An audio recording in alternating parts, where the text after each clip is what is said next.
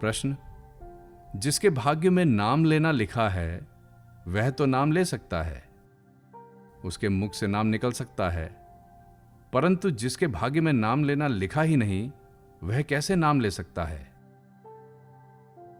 देखो, एक होना होता है और एक करना होता है। भाग्य अर्थात पुराने कर्मों का फल होता है और नए कर्म किए जाते हैं, होते नहीं। जैसे व्यापार करते हैं और नफा नुकसान होता है, खेती करते हैं और लाभ हानि होती है। मंत्र का सकाम भाव से जप अनुष्ठान करते हैं और उसका निरोगिता आदि फल होता है। बद्री नारायण जाते हैं, यह करना हुआ, और चलते चलते बद्री नारायण पहुंच जाते हैं, यह होना हुआ। दवा लेते हैं, यह करना हुआ, और शरीर स्वस्थ या अस्वस्थ होता है, यह होना हुआ। हानि लाभ, जीना मरना, यश अपयश, ये सब होने वाले हैं, क्योंकि ये पूर्व जन्म के किए हुए कर्मों के फल हैं। परंतु नाम जप करना नया काम है। ये करने का है, होने का नहीं। इसको करने में सब स्वतंत्र हैं। हां, इसमें इतनी बात होती है कि अगर किसी ने पहले नाम जप किया हुआ है तो नाम जप की महिमा सुनते ही उसकी नाम जप में रुचि हो जाएगी और वो सुगमता से होने लग जाएगा। परंतु पहले जिसका नाम जप किया हुआ नहीं है, वह अगर नाम की महिमा सुने तो उसकी नाम जप में जल्दी रुचि नहीं होगी। अगर नाम जप की महिमा कहने वाला अनुभवी हो तो सुनने वाले की भी नाम में रुचि हो जाएगी और उस अनुभवी के संग में रहने से उसके लिए नाम जप करना भी सरल हो जाएगा। जो भाग्य में लिखा है वह फल होता है, नया कर्म नहीं। नाम जप करना शुरू कर दें तो वह होने लग जाएगा, क्योंकि नाम जप करना नया कर्म, नई उपासना है।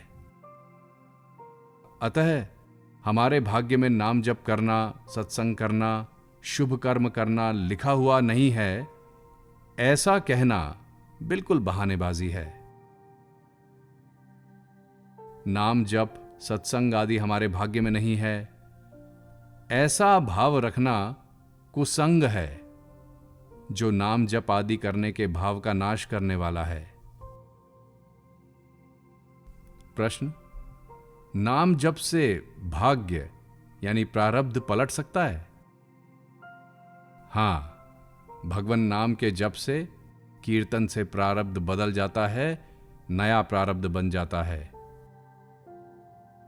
जो वस्तु न मिलने वाली हो वह मिल जाती है, जो असंभव है वह संभव हो जाता है। संतों का, महापुरुषों का भी अनुभव है। जिसने कर्मों के फल का विधान किया है उसको कोई पुकारे, उसका नाम ले, तो नाम लेने वाले का प्रारब्ध बदलने में आश्चर्य ही क्या है। ये जो लोग भीख मांगते फिरते हैं, जिनको पेट भर खाने को भी नहीं मिलता, वे अगर सच्चे हृदय से नाम जप में लग जाएं तो उनके पास रोटियों का, कपड़ों का ढेर लग जाएगा, उनको किसी चीज की कमी नहीं रहेगी। परंतु नाम जप को प्रारब्ध बदलने में, पापों को काटने में नहीं लगाना चाहिए। जैसे अमूल्य रत्न के बदले में कोयला खरीदना बुद्धिमानी नहीं है, ऐसे ही अमूल्य भगवान नाम को तुच्छ कामों में लगाना बुद्धिमानी नहीं है। प्रश्न, जब केवल नाम जप से ही सब पाप नष्ट हो जाते हैं तो फिर शास्त्रों में पापों को दूर करने के लिए तरह तरह के प्रायश्चित क्यों बताए गए हैं? उत्तर, नाम जप से ज्ञात अज्ञात आदि सभी पापों का प्रायश्चित हो जाता है, सभी पाप नष्ट हो जाते हैं। परंतु नाम पर श्रद्धा विश्वास न होने से शास्त्रों में तरह तरह के प्रायश्चित बताए गए हैं। अगर नाम पर श्रद्धा विश्वास हो जाए तो दूसरे प्रायश्चित करने की जरूरत नहीं है। परंतु नाम पर श्रद्धा विश्वास न होने से शास्त्रों में तरह तरह के प्रायश्चित बताए गए हैं। अगर नाम पर श्रद्धा विश्वास हो जाए तो दूसरे प्रायश्चित करने की जरूरत नहीं है। नाम जप करने वाले भक्त से अगर कोई पाप भी हो जाए, कोई गलती हो जाए, तो उसको दूर करने के लिए दूसरा प्रायश्चित करने की जरूरत नहीं है। वह नाम जप को ही तत्परता से करता रहे तो सब ठीक हो जाएगा। प्रश्न: अगर कोई सकाम भाव से नाम जप करे तो क्या वह नाम जप फल देकर नष्ट हो जाएगा? यद्यपि सांसारिक तुच्छ कामनाओं की पूर्ति के लिए नाम को खर्च करना बुद्धिमानी नहीं है, तथापि अगर सकाम भाव से भी नाम जप किया जाए तो भी नाम का महात्म्य नष्ट नहीं होता। नाम जप करने वाले को पारमार्थिक लाभ होगा ही, क्योंकि नाम का भगवान के साथ साक्षात संबंध है। हां, नाम को सांसारिक कामना पूर्ति में लगाकर उसने नाम का जो तिरस्कार किया है, उससे उसको पारमार्थिक लाभ कम होगा। अगर वह तत्परता से नाम में लगा रहेगा, नाम के परायण रहेगा, तो नाम की कृपा से उसका सकाम भाव मिट जाएगा। जैसे ध्रुव जी ने सकाम भाव से राज्य की इच्छा से ही नाम जप किया था, परंतु जब उनको भगवान के दर्शन हुए तब राज्य एवं पद मिलने पर भी वे प्रसन्न नहीं हुए, बल्कि उनको अपने सकाम भाव का दुख हुआ, अर्थात उनका सकाम भाव मिट गया। जो सकाम भाव से नाम जप किया करते हैं उनको भी नाम महाराज की कृपा से अंत समय में नाम याद आ सकता है और उनका कल्याण हो सकता है। प्रश्न: शास्त्रों में तथा संतों ने कहा है कि अमुक संख्या में नाम जप करने से भगवान के दर्शन हो जाते हैं, क्या ऐसा होता है? हां। हरे राम राम राम हरे हरे, हरे कृष्ण कृष्ण कृष्ण हरे हरे। इस मंत्र का 3.5 करोड़ जप करने से भगवान के दर्शन हो जाते हैं, ऐसा कलि संतरणोपनिषद में आया है। राम नाम का 13 करोड़ जप करने से भगवान के दर्शन हो जाते हैं, ऐसा समर्थ रामदास बाबा ने दास बोध में लिखा है। परंतु नाम में भगवान में श्रद्धा विश्वास और प्रेम अधिक हो तो उपर्युक्त संख्या से पहले ही भगवान के दर्शन हो सकते हैं। प्रश्न: नहीं कलि करम न भगति विवेकु, राम नाम अवलंबन एकु। मानस। ऐसा कहने का क्या तात्पर्य है? उत्तर: कलियुग में यज्ञादि शुभ कर्मों का सांगोपांग होना बहुत कठिन है और उनके विधि विधान को ठीक तरह से जानने वाले पुरुष भी बहुत कम पाए गए हैं, तथा शुद्ध गोधृत आदि सामग्री मिलनी भी कठिन हो रही है। अतः कलियुग में शुभ कर्मों का अनुष्ठान सांगोपांग न होने से, उसमें विधि विधान की कमी रहने से कर्ता को दोष लगता है। वैधि भक्ति विधि विधान से की जाती है, उसमें किस इष्ट देव का किस विधि से पूजा पाठ होना चाहिए, इसको जानने वाले बहुत कम हैं। अतः वह भक्ति करना भी इस कलयुग में कठिन है।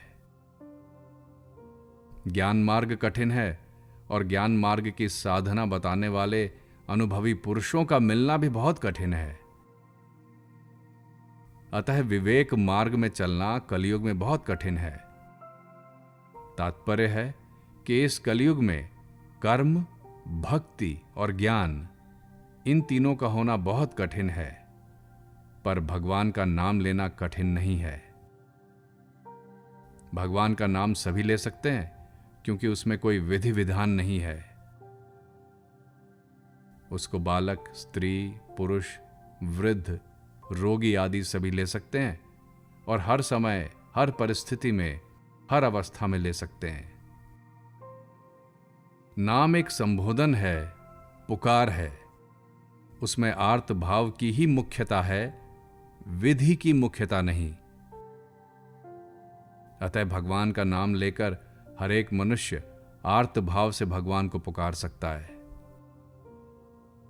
शंका, नाम जप में मन नहीं लगता और मन लगे बिना नाम जप करने से कुछ फायदा नहीं। कहा भी है, माला तो कर में फिरे, जीभ फिरे मुख माही, मनवा तो चहु दिसी फिरे, यह तो सुमिरन नाही। समाधान, मन नहीं लगेगा तो सुमिरन, स्मरण नहीं होगा, यह बात सच्ची है। पर नाम जप नहीं होगा, यह बात दोहे में नहीं कही गई है। मन नहीं लगने से सुमिरन नहीं होगा तो नहीं सही, पर नाम जप तो हो ही जाएगा। नाम जप कभी व्यर्थ हो ही नहीं सकता। अतः मन लगे चाहे ना लगे, नाम जप करते रहना चाहिए। जब मन लगेगा तब नाम जप करेंगे, ऐसा होना संभव नहीं है। हां, अगर हम नाम जप करने लग जाएं, तो मन भी लगने लग जाएगा, क्योंकि मन का लगना नाम जप का परिणाम है। प्रश्न, शास्त्र में आता है कि जो नाम नहीं लेना चाहता, जिसके नाम पर श्रद्धा नहीं है, उसको नाम नहीं सुनना चाहिए, क्योंकि यह नाम अपराध है। फिर भी गौरांग महाप्रभु आदि ने नाम पर श्रद्धा न रखने वालों को भी नाम क्यों सुनाया? उत्तर, जो नाम नहीं सुनना चाहता, मुख से भी नहीं लेना चाहता, नाम का तिरस्कार करता है, उसको नाम नहीं सुनाना चाहिए। यह विधि है, शास्त्र की आज्ञा है। फिर भी संत महापुरुष दया करके उसको नाम सुना देते हैं। उनकी दया में विधि निषेध लागू नहीं होता। विधि निषेध कर्म में लागू होता है और दया कर्म से अतीत है। दया अहेतुकी होती है, हेतु के बिना की जाती है। जैसे कोई भगवत प्राप्त संत महापुरुष अपनी सामर्थ्य से दूसरे को कोई चीज दे देता है, तो ये चीज लेने वाले के पूर्व कर्म का फल नहीं है, ये तो उस संत महापुरुष की दया है। ऐसे ही गौरांग महाप्रभु आदि संतों ने दया परवश होकर दुष्ट पापी व्यक्तियों को भी भगवान नाम सुनाया। प्रश्न, अगर मरणासन पशु पक्षी आदि को भगवान नाम सुनाया जाए तो क्या उनका उद्धार हो सकता है? उत्तर, पशु पक्षी आदि भगवान नाम के प्रभाव को नहीं समझते और अपने आप प्रभाव आ जाए तो वे उसका विरोध भी नहीं करते। वे नाम की निंदा तिरस्कार नहीं करते, नाम से घृणा नहीं करते। अतः उनको मरणासन अवस्था में नाम सुनाया जाए तो उन पर नाम का प्रभाव काम करता है, अर्थात नाम के प्रभाव से उनका उद्धार हो जाता है। प्रश्न, अंत समय में कोई अपने पुत्र आदि के रूप में भी नारायण वासुदेव आदि नाम लेता है, तो उसको भगवान अपना ही नाम मान लेते हैं, ऐसा क्यों है? उत्तर, भगवान बहुत दयालु हैं। उन्होंने यह विशेष छूट दी है कि अगर मनुष्य अंत समय में किसी भी बहाने भगवान का नाम ले ले, उनको याद कर ले, तो उसका कल्याण हो जाएगा। कारण कि भगवान ने जीव का कल्याण करने के लिए ही उसको मनुष्य शरीर दिया है और जीव ने उस मनुष्य शरीर को स्वीकार किया है। अतः जीव का कल्याण हो जाए तभी भगवान का इस जीव को मनुष्य शरीर देना और जीव का मनुष्य शरीर लेना सार्थक होगा। परंतु वह अपना कल्याण किए बिना ही मनुष्य शरीर को छोड़कर जा रहा है, इसलिए भगवान उसको मौका देते हैं कि अब जाते जाते तू किसी भी बहाने मेरा नाम ले ले, मुझको याद कर ले तो तेरा कल्याण हो जाएगा। जैसे अंत समय में भयानक यमदूत दिखने पर अजामिल ने अपने पुत्र नारायण को पुकारा, तो भगवान ने उसको अपना ही नाम मान लिया और अपने 4 पार्षदों को अजामिल के पास भेज दिया। तात्पर्य है कि मनुष्य को रात दिन खाते पीते, सोते जागते, चलते फिरते सब समय भगवान का नाम लेते ही रहना चाहिए।